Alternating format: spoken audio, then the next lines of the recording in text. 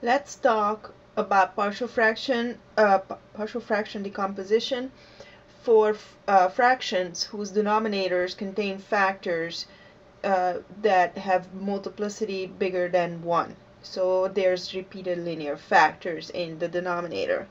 For example, an example of repeated linear factors would be h of x equaling x squared plus 2x minus 1 divided by x minus 1 cubed times x plus 2.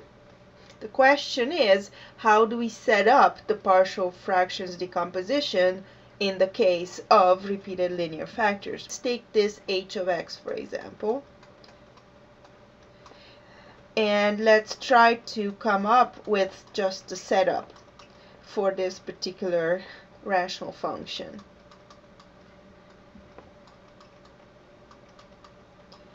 Okay, so when I try to come up with the fractions whose denominators correspond to factors that are unique, nothing changes. So there's going to be a fraction corresponding to the x plus 2 factor of the denominator, and it's just going to be of the form a over x plus 2.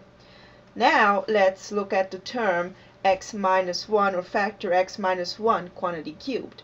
Well, in this case, this is what we need to do. We're going to write b over x minus 1 plus a constant c over x minus 1 quantity squared plus a constant d x minus 1 quantity cubed. Okay, so let's look at another example.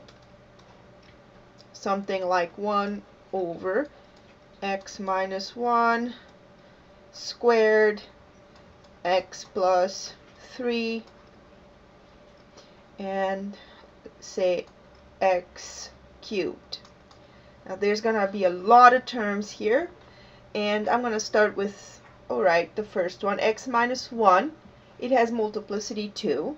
So there's going to be two terms corresponding to that factor. One is going to be a, some constant, over x minus 1, plus another constant over x minus 1 quantity squared.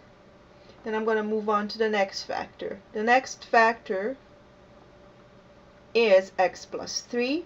So I'm going to end up with just a c over x plus 3 since the factor x plus 3 was unique. So here we're going to have a d over x plus e over x squared plus f over x cubed. Okay.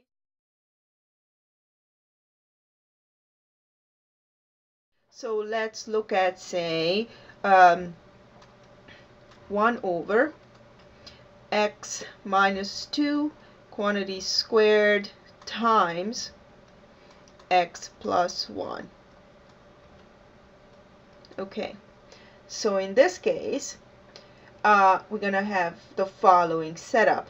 We're going to have an a over x minus 2 plus a b over x minus 2 quantity squared plus a c over x plus 1. So this is not too bad. We have three unknowns, so we'll end up with three unknowns and three equations for a system of equations which we can deal with.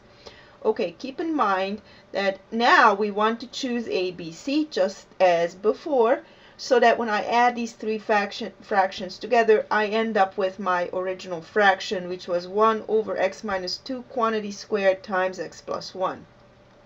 Okay, so that means that the first fraction is going to, I'm going to make common denominator and add these three fractions together, just like before.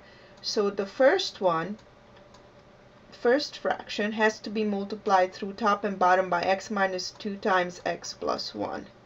So there's going to be times x minus 2 times x plus 1. The second one is going to be multiplied through by a factor of x plus 1.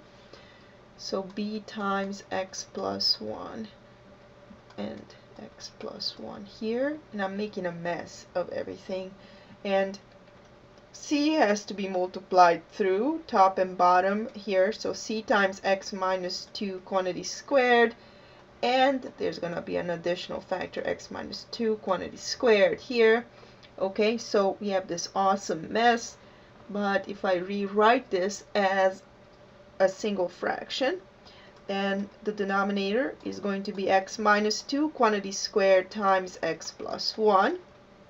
In the numerator, I'm going to have a times the product of x minus 2 times x plus 1, which is x squared minus x minus 2, plus b times x plus 1 plus c times x minus 2 quantity squared, which I'm going to rewrite as x squared minus 4x plus 4.